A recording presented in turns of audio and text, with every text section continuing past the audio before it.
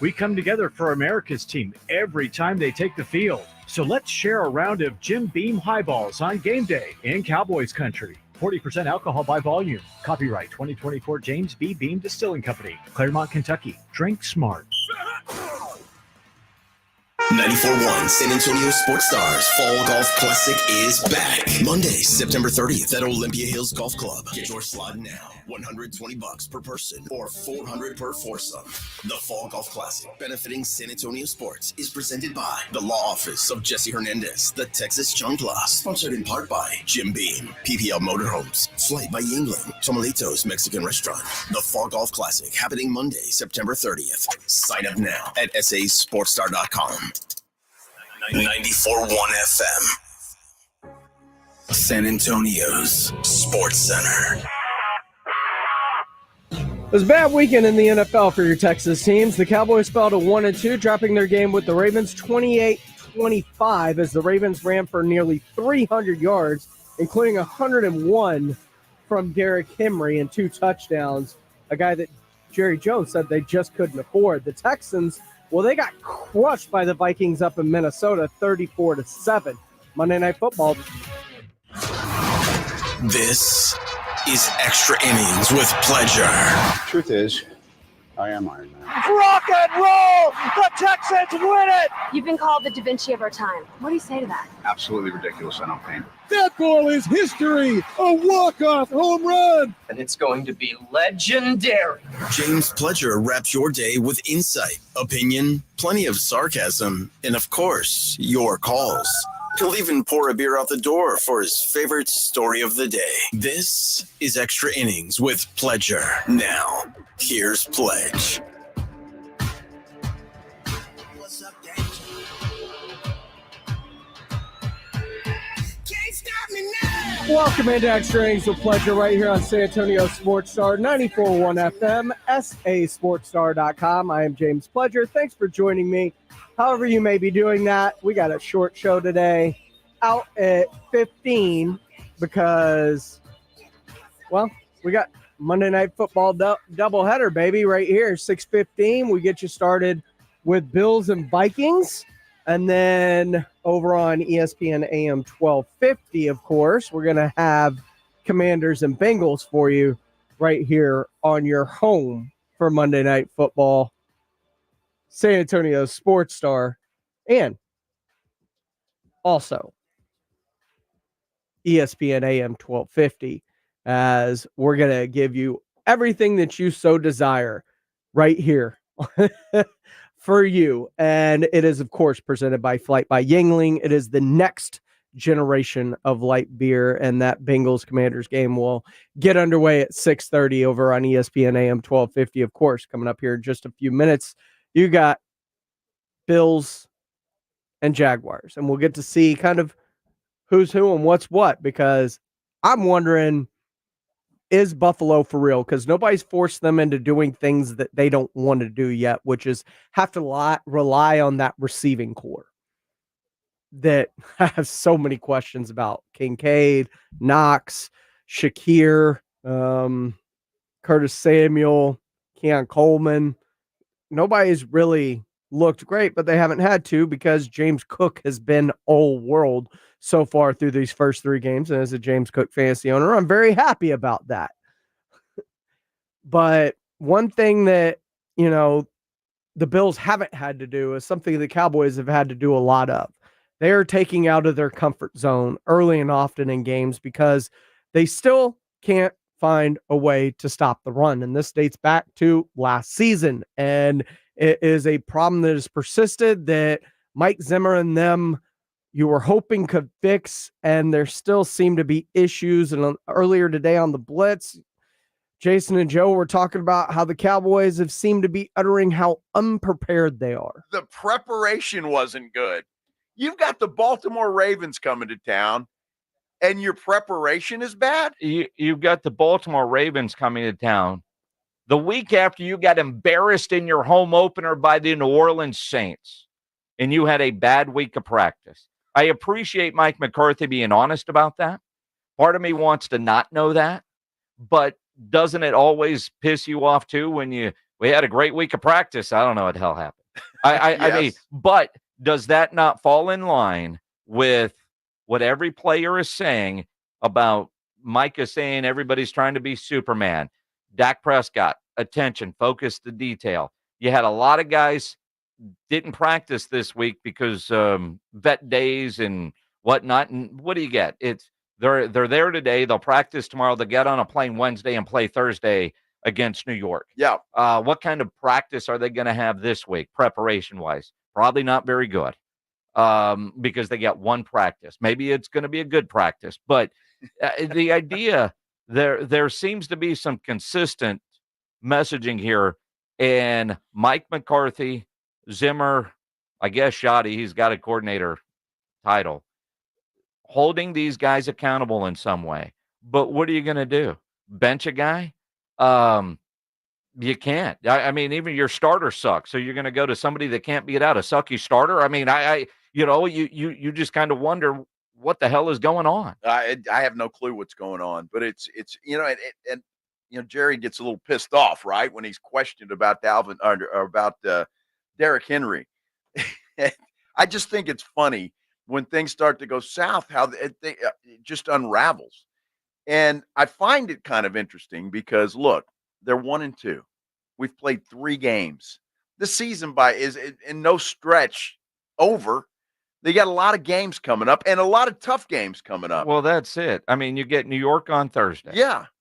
Then you get Which Pittsburgh. may not be the pushover you thought it was at the beginning. Well, and then you get the undefeated Pittsburgh Steelers. Yes. And then you get the Detroit Lions. Uh-huh. You're going to win your bye week. Then you get San Francisco, Atlanta, Philadelphia, Houston.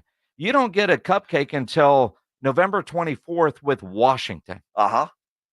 It's tough. They better get something figured out, or we're going to be talking about next season and who's going to be coaching this team. It already sounds like Bill Belichick is politicking for the job. Well, of course he is. I mean, the roster's good. It's fine. They just have to get on the same page. Although, in all reality, we talked about it in July. We talked about it in August. Cowboys could be 3-3 at the bye week. Maybe 2-4. And that's what they're staring at right now. I mean, we all thought Pittsburgh was going to be an easy win. Justin Fields is playing okay football. And that Pittsburgh defense is legit. They're legit. Yes. They're undefeated. I don't see many of us that saw that. Nope. Detroit, nice bounce back win. Yeah. What you saw from Detroit is what I think Cowboy fans were hoping to see.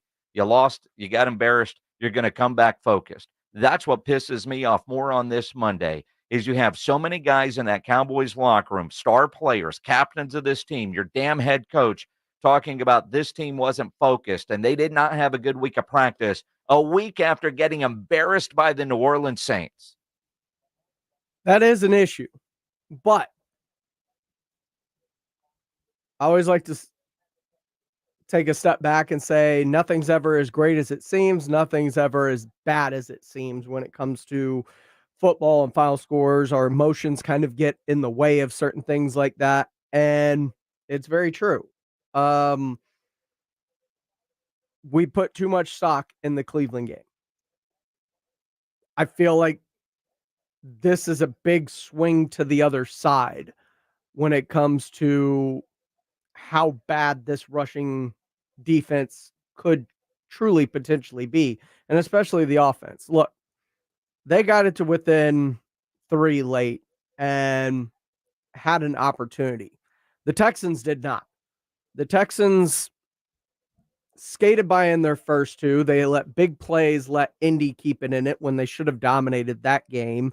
And then the following week, they let a bad Chicago team hang around that almost got them if the defense didn't step up. So outside of a couple of throws by CJ Stroud and a dominant performance by Joe Mixon in week 1, the Texans very well could be 1-2, 0-3 right now after the way that Minnesota just thoroughly undressed them and their issues. And part of those issues are absolutely the offensive line play because it was offensive.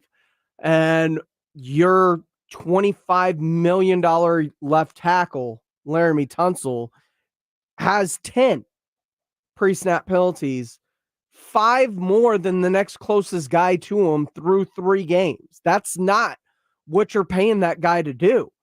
And it's an issue. And they need to get it figured out.